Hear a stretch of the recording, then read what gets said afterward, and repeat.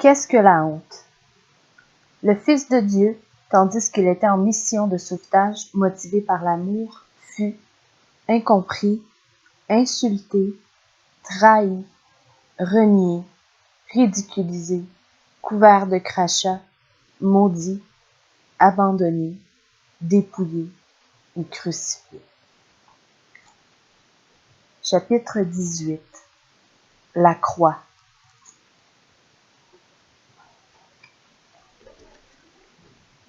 Les bonnes choses de la vie lui semblaient si fugaces. Malgré la présence d'amis sincères, de proches qui l'aimaient et d'une fillette qui faisait sa joie, les bonnes choses lui paraissaient tellement éphémères. Dès qu'elle en perdait une de vue, c'était comme si cette femme devenait amnésique. Elle revenait brusquement à son mode de vie habituel de brebis galeuse, impure et indigne. Elle vivait la même chose à l'église. La louange animée et les sermons édifiants l'aidaient à se sentir mieux, mais une fois qu'elle était sortie du sanctuaire, leur effet s'estompait. La croix est le résumé le plus juste et le plus concis du message de Dieu à des personnes indignes. Encore faut-il savoir comment lui permettre de prendre racine dans notre cœur et d'y demeurer. La croix semble déjà si éloignée. On ne peut la voir ou la toucher. La première étape consiste donc à la comprendre et en parler. Dans ce chapitre, je vous encourage à rechercher des caractéristiques de la croix dont vous pourrez discuter avec autrui. Le rejet, expérimenté par Jésus sur le chemin de la croix, n'avait rien de nouveau. Les êtres humains ont toujours agi ainsi avec Dieu. Par exemple, peu de temps après que l'Éternel a libéré son peuple de l'esclavage en Égypte, ce dernier l'a outragé. Nombre 14, verset 11. Traitement que même les païens n'ont jamais réservé à leur idole dénuée de vue. Cette attitude n'était pas accidentelle ou occasionnelle, mais intentionnelle et constante.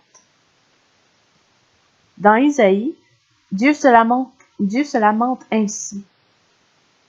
Toute la durée du jour, mon nom est outragé. Bien que la croix et tous les événements qui y conduisent offensent nos sensibilités et nous affectent à juste titre, force nous est de constater que l'humanité n'a jamais beaucoup aimé Dieu. À la croix, Dieu a pleinement révélé sa nature. En conséquence, le mépris humain est devenu d'autant plus flagrant et intense. La honte est particulièrement évidente dans la crucifixion de Jésus. Quand il a prédit sa propre mort à ses disciples, il a veillé à bien leur expliquer qu'il serait publiquement ridiculisé, flagellé et couvert de crachats. Marc 10, versets 33 et 34. Contemplez la haine et le rejet qu'on lui a fait subir, et vous en serez transformés. En premier lieu, nous n'avons pensé qu'à notre honte. À présent, nous voyons que l'humiliation de Christ a été plus profonde que la nôtre, et que nous avons été un nombre de ceux qui se sont rayés de lui. Au début, nous n'avons considéré que notre propre isolement et notre rejet. Maintenant, nous reconnaissons que le monde entier, nous y compris, est coupable d'avoir rejeté et chassé Jésus. Au départ, nous n'avons constaté que mépris et mépris de soi. Désormais, nous comprenons que tout le mépris humain s'est concentré sur Christ et que nous nous sommes aussi moqués de lui.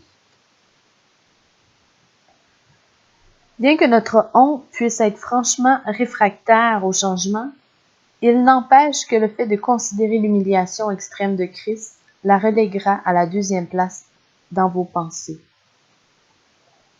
Cela ne signifie pas qu'elle disparaîtra, mais qu'une transformation s'opérera quand elle n'occupera plus la première place. La différence sera vraiment énorme.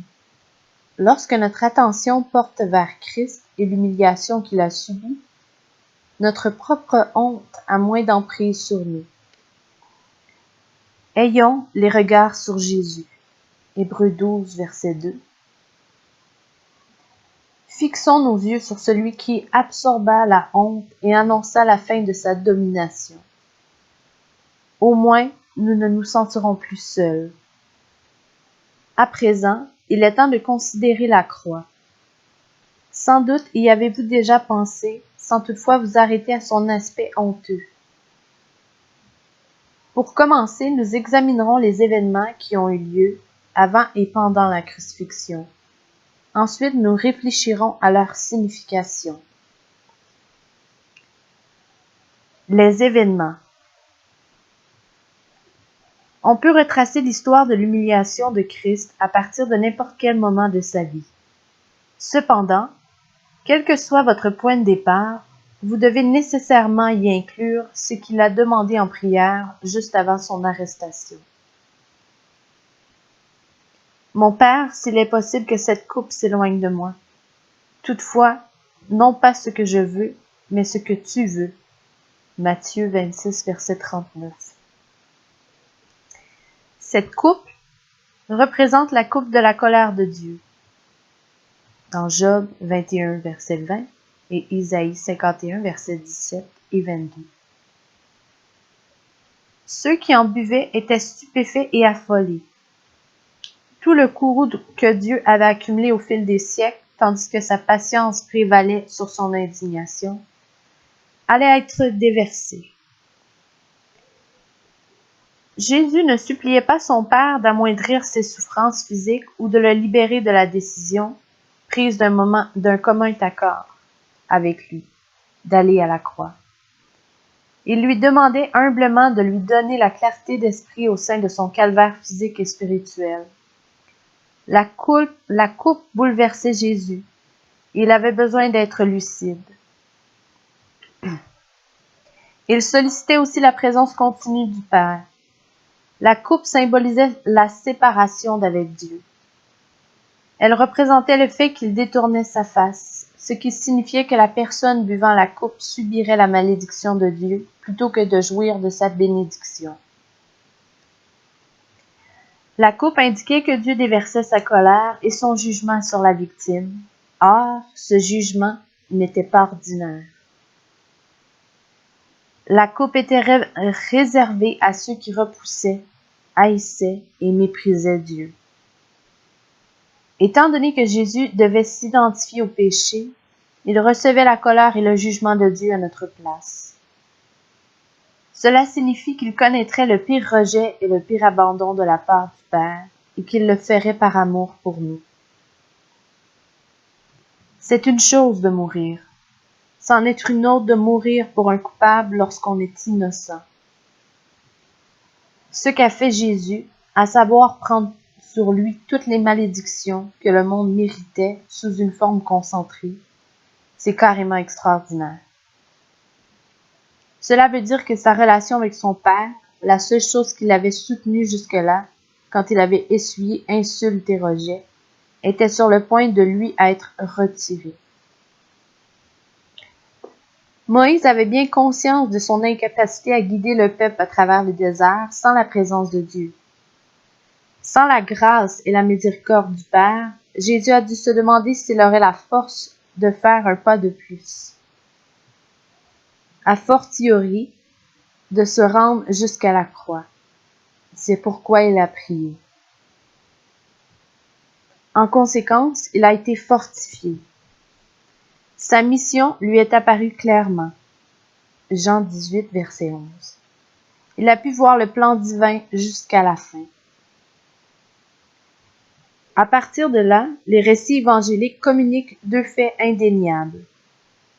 Ils soulignent ces vérités jusqu'à ce que nous en soyons décontenancés. Jésus a connu une honte incomparable que tous lui ont infligée. Le Fils de Dieu traduit en justice. Dieu au banc des accusés. La chose n'était pas nouvelle, mais elle était à la fois absurde et insolente. Dans ce renversement classique de la réalité, ce n'est pas nous qui occupions la place du condamné, mais le roi qui se tenait devant nous. Nous l'interrogions. Il ne nous questionnait pas. Quelle dérision! Alors que les hommes ont constamment blasphémé le nom du Seigneur, voici que l'on reprochait désormais à Jésus d'être un blasphémateur. Matthieu 26, verset 65.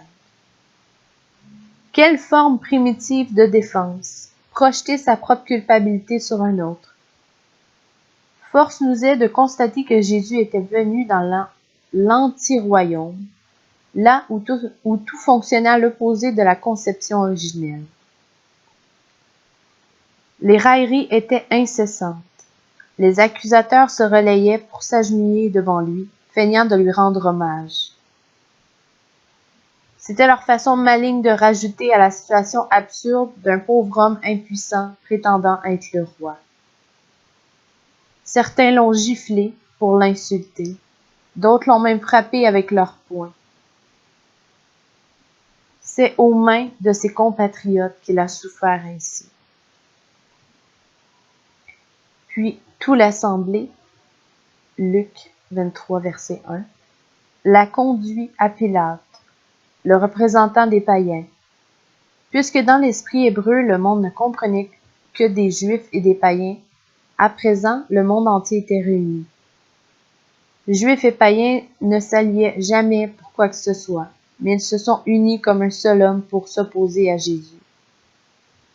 Les insultes et les moqueries se sont prolongées. À la comparution de Jésus devant Pilate vint s'ajouter la flagellation de son corps à demi nu, qui, à elle seule, pouvait s'avérer funeste. Ensuite, tous lui ont craché dessus. Les Juifs ont craché sur lui quand il a comparu devant leur tribunal fantoche. Matthieu 26, verset 67. Et devant Pilate. Matthieu 27, verset 30. Tout ce temps, il a refusé le vin qu'on lui offrait pour engourdir la douleur. Il avait déjà prié pour disposer de toutes ses facultés quand la coupe de la colère serait déversée, ce qui était maintenant le cas.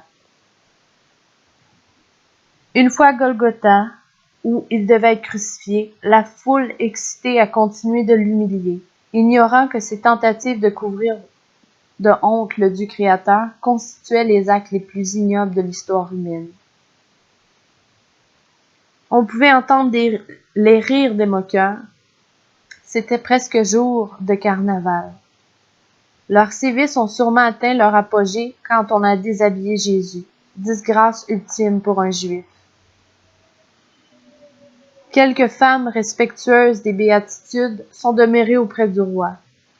Il était facile de les identifier par les larmes qu'elles versaient. Elles faisaient partie de la poignée des gens honorables qui subsistaient encore dans le monde. Alors qu'il restait peu de temps, la violence s'est intensifiée. Remarquez que Matthieu passe en revue chaque groupe d'agresseurs.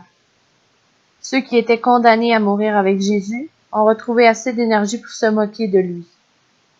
Ces voleurs souffraient la honte de la croix, mais il avait déterminé que Jésus était pire qu'eux. Même ces crucifiés ont trouvé le moyen de traiter Jésus en paria.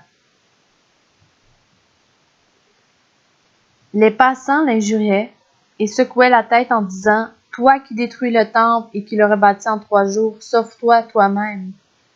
Si tu es le Fils de Dieu, descends de la croix. » Les principaux sacrificateurs, avec les scribes et les anciens, se moquaient aussi de lui et disaient « Il a sauvé les autres et il ne peut se sauver lui-même. S'il est roi d'Israël, qu'il descende de la croix et nous croirons en lui. » Il s'est confié en Dieu, que Dieu le délivre maintenant s'il l'aime, car il a dit « Je suis fils de Dieu ». Les brigands crucifiés avec lui l'insultaient de la même manière. Matthieu 27, versets 39 à 44. Le récit de la mort de Jésus est bref. À midi, il faisait sombre. Après tout, on éteignait la lumière. De la croix, Jésus a désigné quelqu'un pour s'occuper de sa mère. Jean 19, versets 26 et 27. Puis abandonné par Dieu, Marc 15, verset 34, il a dit « Tout est accompli ». Jean 19, verset 30. Un centurion païen a peut-être été converti à ce moment-là. Marc 15, verset 39. Voilà les principaux événements du récit. Est-il possible de croire que Dieu est sourd à la voix de la personne humiliée? Est-il possible de penser qu'il est indifférent à vos appels? Est-il possible de croire que Dieu s'est éloigné de vous? À présent, à vous de réagir. Vous moquez ou pleurez, à vous de choisir.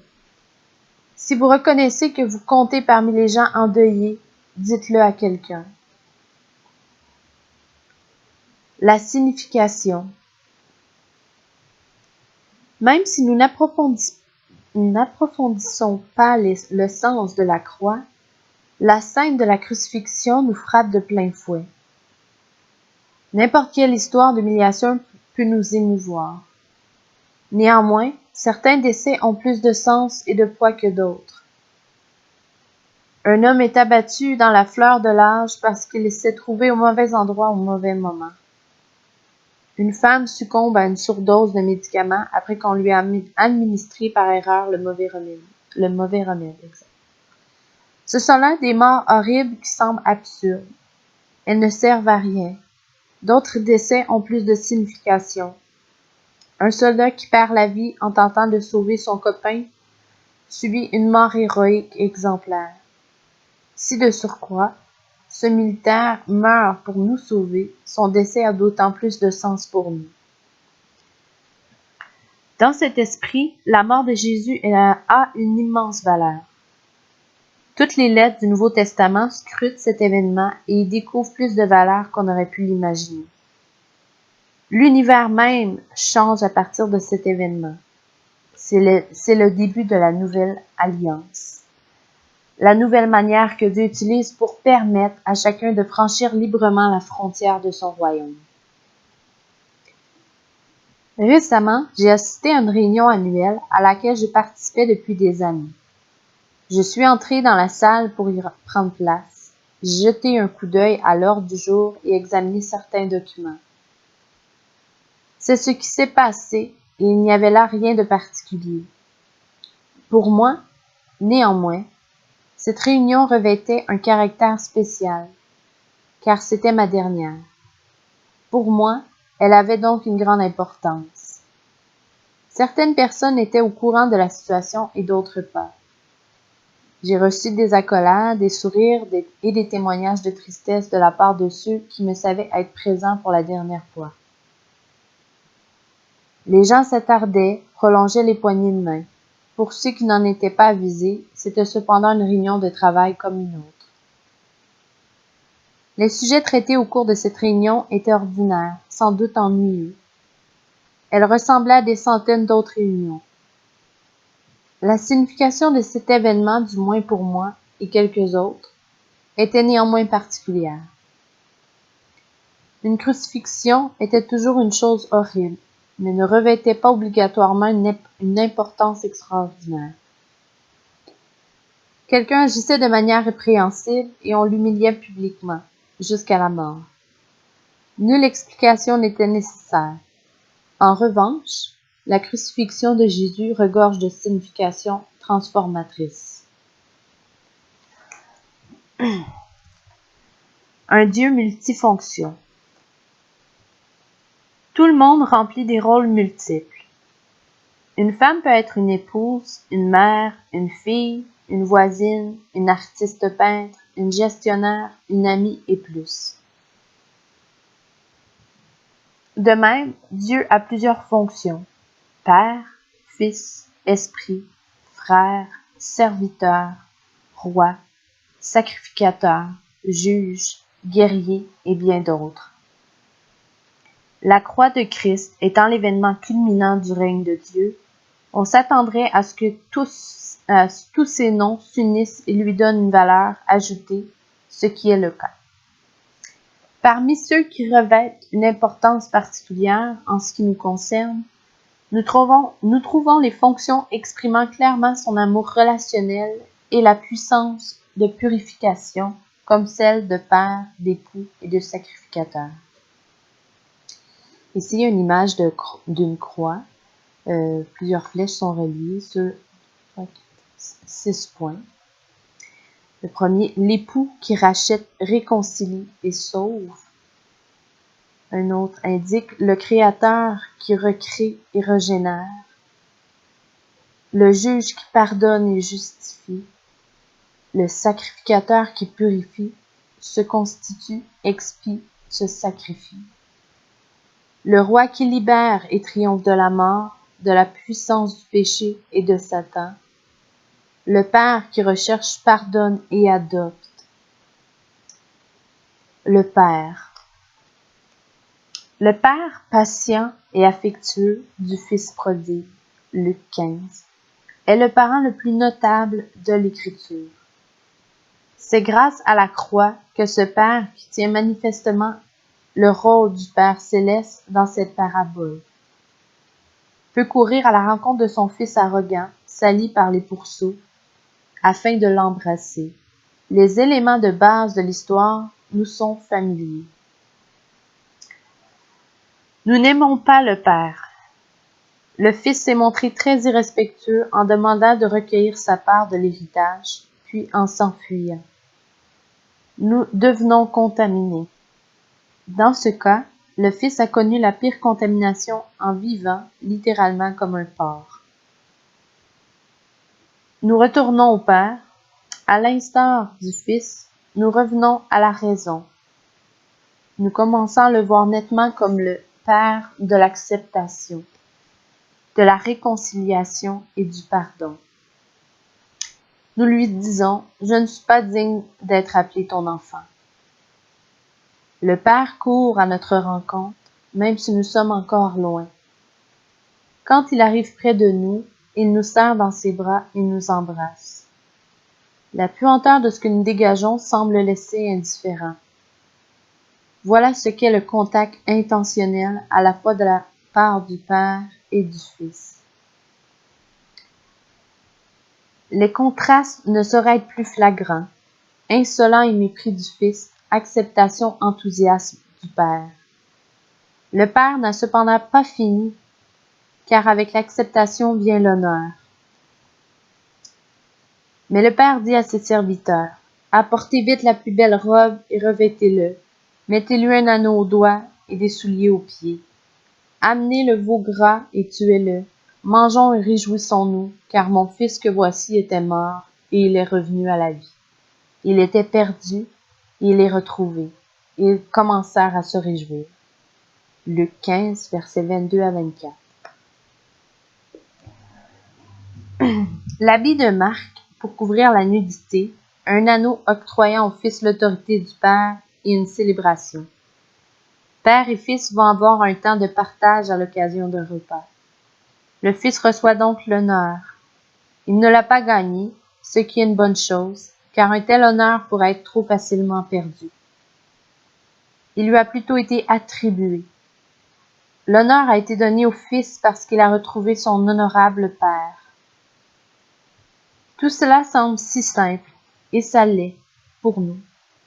Cependant, l'histoire omet les détails de la réconciliation et de l'acceptation.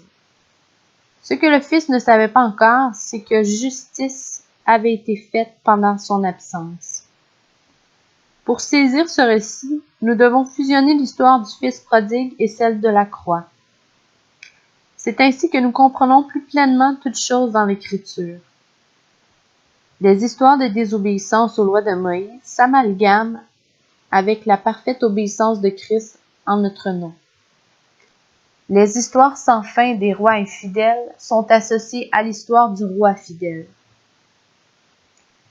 L'histoire de la multiplication des pains, grâce à laquelle 5000 personnes ont été nourries, s'harmonise avec la Sainte Seine, laquelle fut rendue possible grâce à la mort de Jésus. Dans le cas du Fils prodigue, Jésus a payé la sanction prévue pour la révolte du Fils. Jésus a bu la coupe remplie de la colère du Père, afin que le Fils puisse partager une coupe de vin avec son Père. La croix a opéré la réconciliation. Cela signifie qu'elle a restauré notre relation avec le Père. Romains 5, versets 9 à 11. Jésus est mort pour nous amener à Dieu. 1 Pierre 3, verset 18. Nous avons désormais accès à notre Dieu et Père et pouvons nous approcher de lui avec confiance.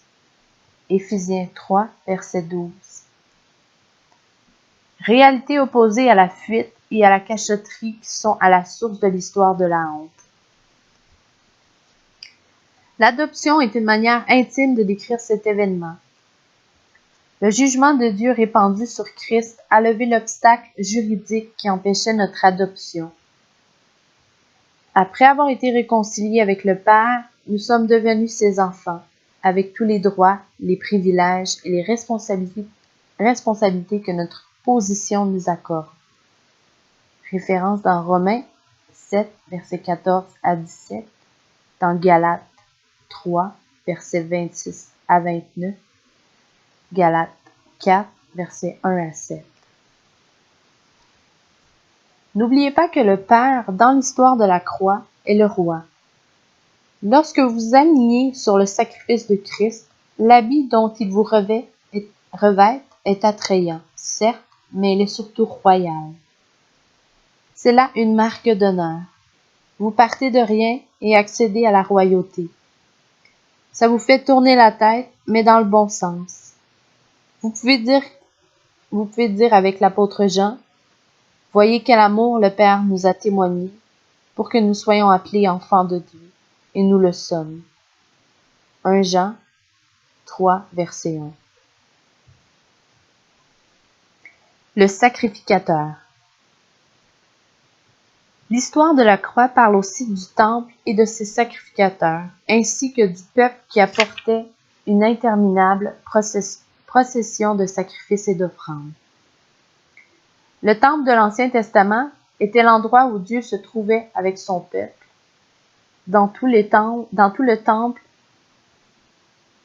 Tout dans le temple était destiné à établir et à préserver cette relation.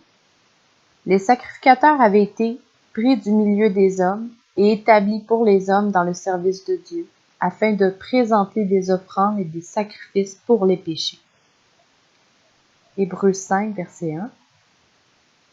Les dons et les sacrifices purifiaient et sanctifiaient l'adorateur.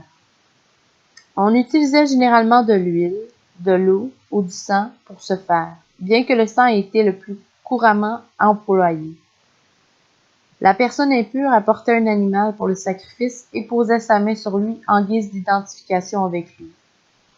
Puis le prêtre tuait l'animal, répandait son sang sur les endroits prévus par Dieu, et la personne était prononcée pure, du moins momentanément. Demain apporterait son lot de nouvelles possibilités de contamination et de transgression. Il existait des variations sur ce thème du sacrifice. On comptait effectivement 5 types distincts de sacrifices prescrits dans l'Ancien Testament. Les offrandes de gâteaux et de prémices étaient des sacrifices d'action de grâce qui n'exigeaient pas qu'on mette des animaux à mort. Chaque sacrifice incluait un repas qui symbolisait la communion avec Dieu. Les autres sacrifices, à savoir l'Holocauste, le sacrifice pour le péché et le sacrifice de culpabilité, requéraient que du sang soit versé. Ces sacrifices sanglants étaient offerts à la fois lorsque l'adorateur était coupable de péché et qu'il avait été contaminé ou souillé par quelque chose d'impur. Les sacrifices sanglants étaient offerts pour le péché et pour la honte. Pourquoi le sang? Il existe au moins 2 raisons. Le sang était répandu pour démontrer le coût élevé de la réconciliation avec le Dieu saint. Le sang représentait la mort de Jésus-Christ. Le sang versé était aspergé pour indiquer que la purification était beaucoup plus qu'un simple nettoyage. L'eau pouvait laver, le sang représentait la vie. La vie de la chair est dans le sang. Lévitique 17, verset 11. C'est ce dont l'adorateur avait besoin. Une vie spirituelle authentique pour remplacer les effets de la honte, étouffant pour l'âme.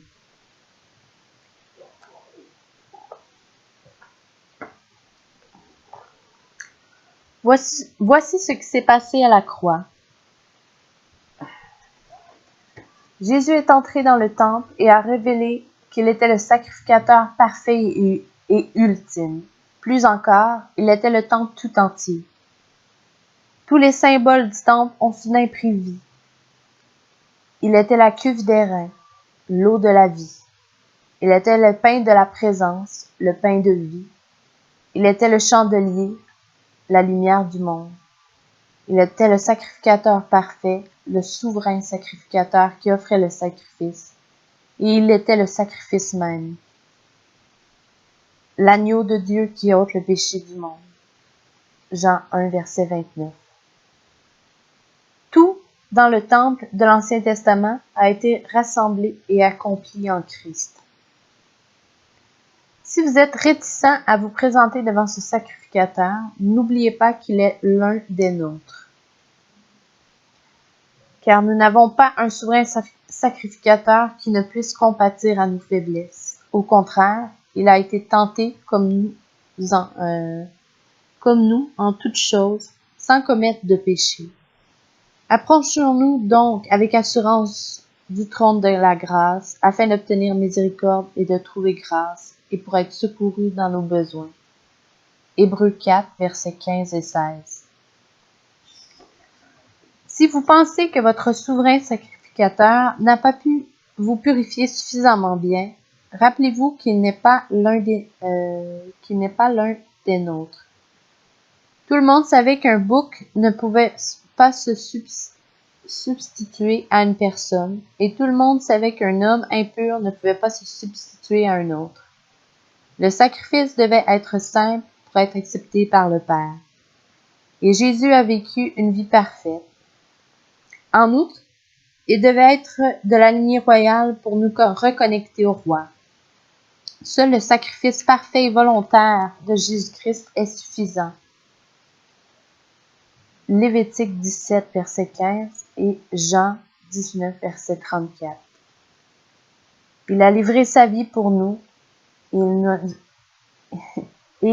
il nous a offert sa vie. N'hésitez pas à cheminer parmi ces réalités spirituelles exprimées dans des symboles physiques. Le sacrificateur s'est approché, vous a touché et vous a aspergé de son sang. Cela signifie que vous êtes consacrés et saints et que vous appartenez à Dieu. Dorénavant, non seulement le pardon, mais la communion avec lui vous sont éternellement assurés. Tout est accompli, a dit Jésus. Il n'y a rien à rajouter. Il n'a qu'à vous asperger une seule fois. Le temple est désormais clos. Le sacrificateur parfait et ultime s'est retiré. Il ne fait plus de sacrifice. En revanche, il est assis sur le trône. Hébreux 10, verset 12. Si cette description vous paraît technique et rituelle, vous passez à côté de l'histoire. Elle est en fait très intime. Nous sommes introduits dans le temple, le lieu de la présence de Dieu. Nous posons les mains sur l'agneau de Dieu. Notre péché et notre honte lui sont transférés, tandis qu'il s'identifie à nous. Quand le sacrifice est terminé, le sacrificateur nous asperge du sang de la purification et le voile du temple qui nous séparait du lieu très saint où siégeait Dieu est déchiré de haut en bas. Matthieu 27, 51. Le dernier obstacle s'immisçant entre Dieu et nous est ôté. Nous sommes invités à un repas de communion que nous appelons désormais la Sainte Seine. 1 Corinthiens 11, versets 23 à 26. Dès que vous posez les mains sur l'agneau, tout change. L'époux. Quittons le temple et retournons à la famille. Tout nom de Dieu peut vous bénir et enrichir votre compréhension de la croix. Le plus intime de tous, cependant, est l'époux. Les maris humains existent parce que Dieu est l'époux. Le prophète Ézéchiel raconte l'histoire d'un enfant sale, issu d'une lignée infâme qui avait été laissé dans les champs pour y mourir. Ézéchiel 16, versets 1 à 14. L'enfant, c'était Israël. Autrement dit, l'enfant, c'était vous. Si vous connaissez Jésus, le Sauveur d'Israël et du monde, et si vous avez déjà été exclu, l'enfant, c'est vous. Cette histoire est celle de Dieu, dans laquelle il nous dévoile davantage son caractère. Il est le même aujourd'hui qu'il l'était jadis. Ce récit est aussi le vôtre. D'autres ont vu l'enfant couché là, mais personne n'a eu pitié d'elle. Compte tenu de ce que l'on sait de Dieu, on peut aisément deviner ce qui est arrivé par la suite. Il est venu à soigner l'enfant et l'a guéri, lui a donné de grandir et de devenir une belle femme, et l'a épousée. Je te jurai fidélité, je fis alliance avec toi, dit le Seigneur, l'Éternel, et tu fus à moi. Ézéchiel 16, verset 8. Le mariage fut catastrophique dès le départ. La femme reçut en partage tout ce que le mari possédait, mais elle refusa de rester à la maison. Malgré ce rejet, le Seigneur dit, « Je me souviendrai de mon alliance avec toi au temps de ta jeunesse, et j'établirai avec toi une alliance éternelle. » Ézéchiel 16, verset 60. Osée nous fournit la version allongée de cette histoire, une histoire d'humiliation publique pour l'époux. Premièrement, sa femme eut un enfant d'un autre, puis elle quitta son mari, bien qu'il pourvût encore à ses besoins. Malgré tout cela, l'amour du mari demeura fort. Lorsque son mode de vie la conduisit finalement sur la place d'un marché aux esclaves, son mari la franchit et la fit sienne. Il la racheta. Pendant tout ce temps, le monde observait la scène. Le mari avait fait une promesse à sa femme et il tient ses promesses, tout le monde le sait bien. Or, il est évident qu'un homme honorable ne peut se contenter de dire à sa femme infidèle « Tu peux revenir quand tu le voudras ». Il ne serait plus honorable. En outre, il créerait un précédent qui le rendrait odieux auprès de tous les autres époux couverts de honte. Le monde a été témoin d'une chose d'un prix inestimable, infini, incommensurable. Il y avait le prix à verser, qui était minimal, pour affranchir cette femme de l'esclavage. Mais il y avait aussi le prix à payer pour rendre sainte une personne impure, ce qui dépasse toute capacité humaine. Le prix à payer est la mort du coupable ou d'un digne remplaçant. L'Ancien Testament enseignait sans nul doute que le sang devait être versé. Il établissait également de manière explicite que le sang des animaux était une illustration annonçant quelque chose de plus permanent. À la croix, nous voyons que l'époux a vraiment fait pour sa femme volage, Il a livré sa vie pour elle. Quand il est mort, elle est morte avec lui. Elle a été identifiée à Christ. Lorsqu'il est ressuscité, elle a repris vie avec Jésus. Elle n'est plus la même personne désormais. Sa honte n'est plus attachée à elle. La justice et l'amour ont été servis. Je serai ton fiancé pour toujours, je serai ton fiancé par la justice, la droiture, la grâce et la miséricorde. Osée 2, verset 21. À la croix, Jésus a versé son sang pour sa femme au cœur de pierre. Avec son sang, il l'a purifiée. Nous commençons à comprendre que la purification va plus loin que la honte. Elle va suffisamment en profondeur pour faire de nous de nouvelles créatures. Maintenant, lorsque le monde regarde la femme, elle ne fait plus honte à son mari. Elle n'est pas la même femme qui lui a été manifestement infidèle. Elle n'est plus la même femme qui a été négligée sur la place du marché aux esclaves. Elle est une personne différente parce qu'elle partage la beauté de son mari. Tous ces accusateurs sont réduits au silence. Et maintenant, nous exprimons l'amour, la sanctification et la purification qui nous ont été données. Nous vivons comme des personnes nouvelles. À cette fin, nous cherchons quelqu'un à aimer comme nous avons été aimés. Car l'amour de Christ nous presse, parce que nous estimons que si un seul est mort pour tous, tous donc sont morts, et qu'il est mort pour tous, afin que ceux qui vivent ne vivent plus pour eux-mêmes, mais pour celui qui est mort et ressuscité pour eux. 2 Corinthiens 5, versets 14 et 15. Voilà quelques explications des résultats de la croix. Alors que beaucoup l'ont vu comme un événement horrible, mais que l'on peut oublier, vous êtes entrés dans l'intimité de Dieu. Vous y avez constaté que le caractère complet de Dieu, la trame de l'histoire biblique et les espoirs des gens impurs s'unissent tous à la croix. Ces récits portant sur le Père, le sacrificateur et l'époux ne sont qu'un échantillon. Il en existe beaucoup d'autres. Dieu a mis fin à la honte. Comment garder la croix à l'esprit? La mission de l'Esprit Saint consiste en partie à nous rappeler certaines choses. Jean 14, verset 26. Priez donc, puis appliquez-vous à vous rappeler ce qui s'est passé en votre faveur à la croix de Jésus-Christ et à le croire. Ensuite, parlez de la croix chaque fois que vous le pouvez. L'apôtre Paul l'a certainement fait. Informez-vous à ce sujet. Demandez aux autres d'en parler. Rien n'est plus important. À discuter.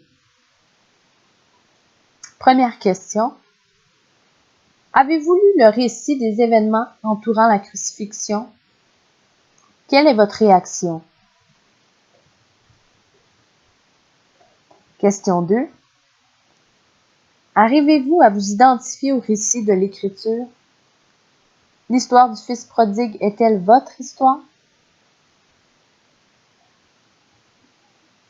Question 3. Pouvez-vous donner une illustration de l'accès qui vous permet de vous approcher de Dieu en toute liberté et confiance? Croyez-vous que vous avez accès au Père par Jésus-Christ? Pouvez-vous verbaliser ce concept pour quelqu'un d'autre? Question 4. Quelle question avez-vous sur la perspective sacerdotale de la croix? Question 5. Quelles questions vous posez-vous au sujet de l'histoire de l'époux et de sa femme, et du moyen par lequel la réconciliation et la régénération nous ont été assurées à la croix?